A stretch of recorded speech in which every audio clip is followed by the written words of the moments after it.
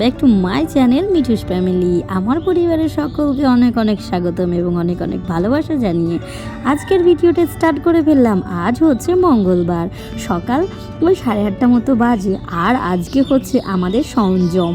তো বন্ধুরা, তোমরা ভিডিওটা অনেক দেরি করেই পাচ্ছ, কারণ আমি অনেক ব্যস্ত ছিলাম, সেই কারণে ভিডিও এডিট করতে পারছিলাম না এবং সময় করে ভিডিওটা তোমাদের সঙ্গে শেয়ারও করতে পারছিলাম না। গাইস, সকাল সকাল সান্ধান যাবতীয় বাসি কাজকর্ম সেরে নোক টোক কেটে নিয়ে আজ আমাদের সংযমের জন্য আমরা রান্না করে নিচ্ছি।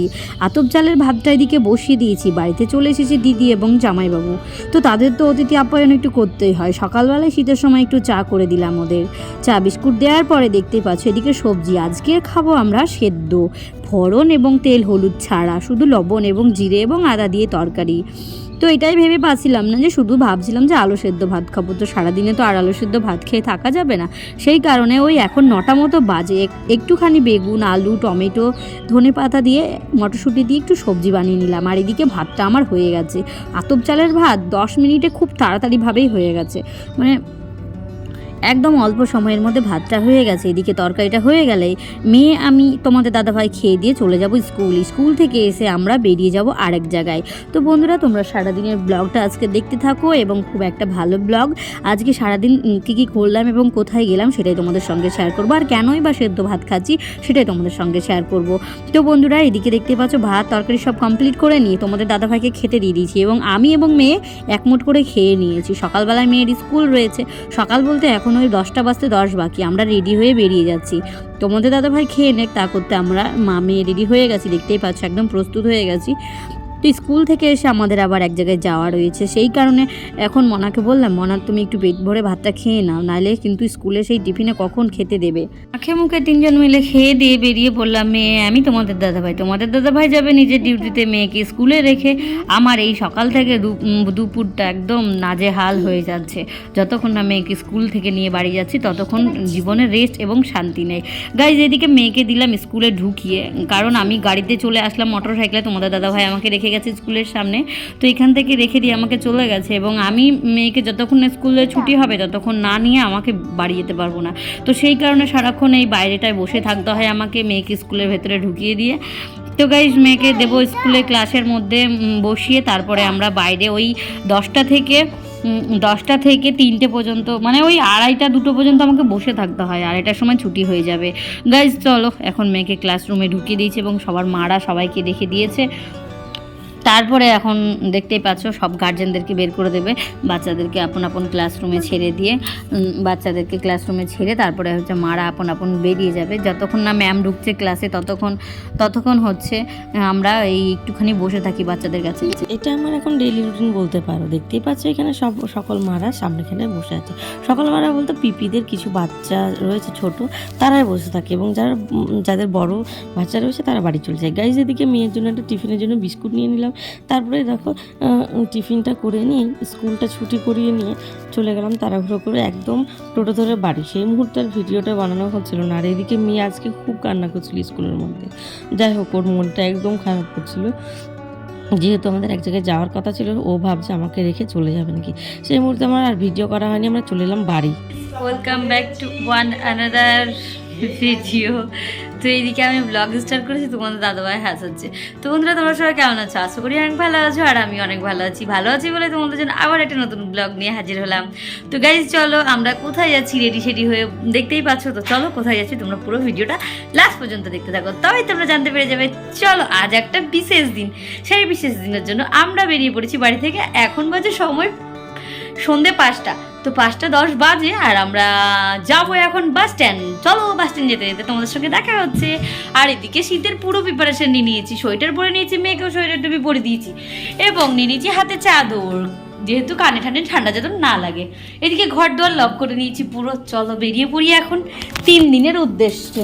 3 দিন আর বাড়ি ফেরা হচ্ছে না। তো গাইস চলো, পুরো ব্লগটা দেখতে থাকো। পায়ে থাকে না সোনা, মাথার ফুল আছে। বাড়ি থেকে বেরিয়ে প্রায় 20 মিনিট মতো টোটোর জন্য দাঁড়িয়েছিলাম। টোটো করে চলে এসেছি বাস স্ট্যান্ড। বাস স্ট্যান্ডে উঠে দেখতে পাচ্ছি এখানে মেয়ের হচ্ছে ফেভারিট। আমরা বাসে চাপলে এই চকলেটওয়ালাগুলো এসে হাজির হবে আর মেয়ে আমার এই চকলেটগুলো নিবেই। তো যে খুব ভালো লাগে চকলেটগুলো, আর আমার মেয়েও খুব খেতে ভালোবাসে। যেহেতু মেয়ে নেয় আর আমাদের সবার খাওয়া হয়। দেখতেই পাচ্ছ এদিকে এত ভিড় আর এত ভিড়, তোমাদের কি বলবো। আর বাস চলছে, যেহেতু ঝাঁকানি হচ্ছে সেই জন্য ক্যামেরাটা আমি ঠিক মতো করতে পারছি না, তোমরা হয়তো দেখে বুঝতেই পারছো। আর বাস ভর্তি পুরো লোক একদম। আর সন্ধেবেলায় আর ঠান্ডা লাগছে, তোমাদের আর কি বলবো। এই আমাদের বহরমপুরের সন্ধেবেলায় ঠান্ডাটা প্রচুর পড়ে, কারণ যেহেতু আমাদের পিছনেই রয়েছে ভাগীরথী, সামনেই রয়েছে ভাগীরথী, সেই জন্য প্রচুর প্রচুর ঠান্ডা পড়ে। দেখো তোমাদের সঙ্গে গল্প করতে করতে চলে এলাম আমরা গুরুমাদের বাড়ি। গুরুমাদের বাড়িতে এসে দেখো আজ হচ্ছে বাৎসরিক পুজো মায়ের। তো তোমাদের তো বলেইছিলাম যে সকাল থেকে স্নান ধান করলাম এবং সরঞ্জাম রান্না করে খেলাম, কারণ আগের দিন মাদের মানে আজ হচ্ছে মঙ্গলবার, বুধবার হচ্ছে পুজো, সেই কারণে আমরা আগের দিন সরঞ্জাম করে ওই সেদ্ধ ভাত খেয়েছি এবং হলুদ লবণ ফোড়ন ছাড়া। তো এইখানে বাৎসরিক পুজো রয়েছে মাদের বাড়ি, সেই বাৎসরিক পুজোতেই আমরা অ্যাটেন্ড মানে অনুষ্ঠানে যোগদান করব বলে আগের দিন সরঞ্জাম করে নিলাম। এবং দেখতেই পাচ্ছ আমাদের ঘরটা কি সুন্দর একদম আলোয় আলোয় হয়েছে। যাই হোক, এখানে দেখতে পাচ্ছ খুব সুন্দরভাবে সাজানো রয়েছে। আর এখানে এই লাইটগুলো না আমি প্রথম দেখলাম, তোমাদেরকেও দেখালাম, তোমরাও দেখলে শেয়ার করলে। তোমরা হয়তো আগে অনেক দেখেছো কিন্তু আমি দেখিনি। তো গাইস চলো এখন ভেতরের দিকে যাওয়া যাক। এদিকে দেখতে পাচ্ছ তোমাদের দাদাভাই এবং মেয়ে, আর মেয়ের জুতোতে দেখো কি সুন্দর লাইট জ্বলছে। লাইট আর লাগবে না, রাস্তায় চলতে গেলে এই লাইটেই হবে। দেখতে পাচ্ছ এত সুন্দর খড়িমাটি দেওয়া, খড়িমাটিটা পায়ের মানে দিতে খুব কষ্টই লাগছিলো যে পা দিয়ে যাবো, যেহেতু ফেব্রিকের আছে কোনো সমস্যা হবে না। তো এরকমভাবে প্রত্যেক বছর মায়ের যে দেখতে পাচ্ছ সুন্দর করে আলপনা দেয়। যাই হোক, এদিকে সবাই যে যার কাজে লেগেছে, তো তোমরা দেখতে থাকো পুরো ব্লগটা। বর্ষা তো ভালো কাজে লেগেছে। তো দেখতেই পাচ্ছ অনেক দিনের আশা আকাঙ্ক্ষা নিয়ে আমরা চলে এলাম মায়ের বাৎসরিক পুজোতে। তো এখানে খুব জোরদার একদম মায়ের গয়না পরিষ্কার করা হচ্ছে এবং মায়ের গয়না পরিয়ে পরিপূর্ণভাবে সাজানো হচ্ছে, দেখতেই পাচ্ছ। আর মায়ের আজকে মানে পুরো গয়না কমপ্লিট করে সাজিয়ে নেবে। গাইজ এদিকে দেখো এসে এসে পেয়ে গেছি চা, আর এদিকে হচ্ছে সবাই মানে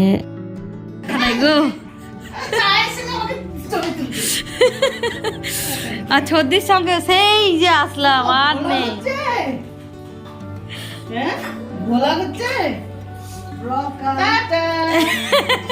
ও বন্ধুরা, যাই হোক এদিকে আমরা ঠান্ডার সময় এসে এসে গরম চা খেয়ে লেগে পড়েছি ঠাকুরের গয়না সাজানোর কাজ দেখতে। যেহেতু আমরা এই কাজটা এখন করতে পারছি না, কারণ আমরা বাইরে থেকে এসেছি এবং ড্রেস পোশাক ছাড়া নেই, এবং সেই সকালে স্নান করেছি। যেহেতু নিরামিষ খেয়েছি, তোমাদের তো আগেই বললাম যে আজকে সরঞ্জাম করেছিলাম এই যে মায়ের মন্দিরে, কালকে বাৎসরিক পুজো, সেই কারণেই আগের দিন সরঞ্জাম করা।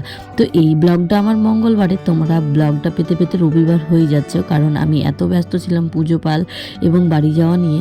যেহেতু এক জায়গা থেকে এসে আরেক জায়গায় থাকা, তারপরে এডিট করা হয় না, তো সেই কারণে তোমাদের ব্লগটা পেতে দেরি হচ্ছে। যাই হোক, সেই জন্য আমি দুঃখিত, কারণ তোমাদের টাইম মতো ব্লগ দিতে পারিনি রেগুলার। তো একটু দেরি করে দিলাম, অবশ্য কষ্ট করে দেখে নিও। আর যারা আমার রেগুলার বন্ধু আছে, ওয়েট করে থাকো ভিডিওর জন্য, তারা তো মানে ওয়েট করেই থাকো, কিন্তু আমার দোষের জন্যই আমি তোমাদের রেগুলার ভিডিও দিতে পারলাম না। সরি, দুঃখিত। তোমাদের চোখে আমি আজ ক্ষমা প্রাপ্তি, সবাই আমাকে ক্ষমা করে দিও।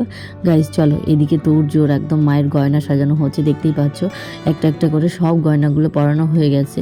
আজ মা বাৎসরিক পুজোতে পরবে না শাড়ি, গয়না পরেই থাকবে এবং ফুলের মালাতে ঢেকে যাবে।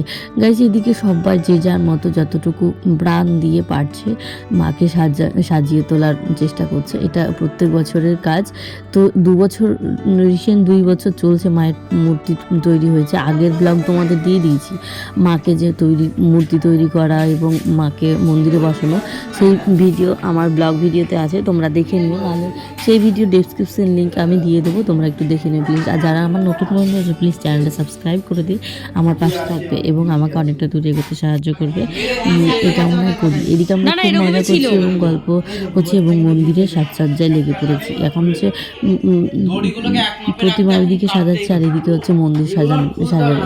তো গাইজ দেখতেই পাচ্ছ সবাই একে একে যে যার মতো আপন আপন কাজ করে নিচ্ছে। এইদিকে হচ্ছে মন্দির সাজানোর কাজে লেগে পড়েছে।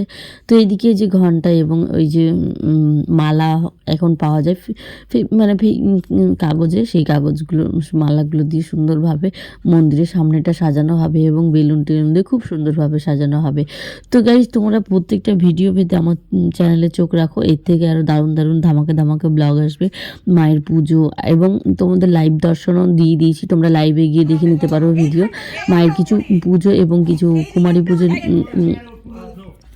সেটা রয়েছে লাইভে, তোমরা গিয়ে দর্শন করে নিতে পারো। আর যারা ভাবছো যে আমার পুরো ব্লগ ভিডিও দেখবে, তারা পরপর আমার চ্যানেলে চোখ রাখতে থাকো, সব পরপর ভিডিও তোমাদের সঙ্গে শেয়ার করে দেবো। হয়তো দেরি হবে, কিন্তু সব টাইম মতো তোমাদেরকে দিয়ে দেবো। গাইজ চলো, এখন এই যে দেখতে পাচ্ছ পুজোর মানে লাইটিং যেগুলো দেওয়া হয়েছে, সবাই মিলে এখন বাইরে যাচ্ছি এই ঠান্ডার মধ্যে লাইটিং দেখতে।